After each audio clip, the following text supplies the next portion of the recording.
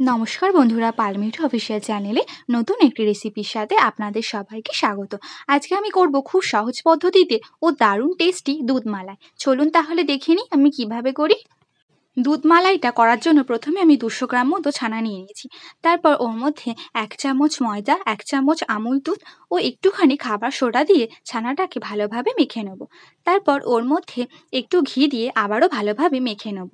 তারপর ছানাটা থেকে ছোট ছোট বলের আকারে কেটে নিয়ে লম্বা মতন একটা শেপ দেব। তারপর গ্যাসের মধ্যে একটা বাটি বসিয়ে নেব।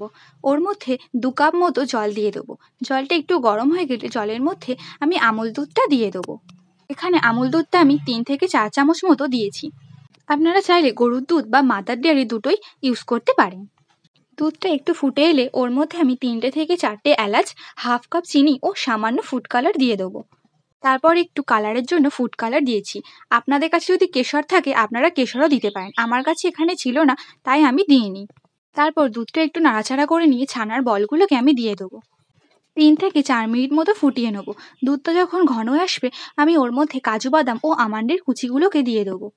তারপর একটু ফুটিয়ে নিয়ে নামিয়ে নিলেই তৈরি হয়ে যাবে আমাদের খুব সুন্দর টেস্টি দুধ মালাই। রেসিপিটি কেমন লাগলো কমেন্ট করে জানাবেন ও ভালো লাগলে লাইক, শেয়ার, সাবস্ক্রাইব করে পাশে থাকবেন। Thank you.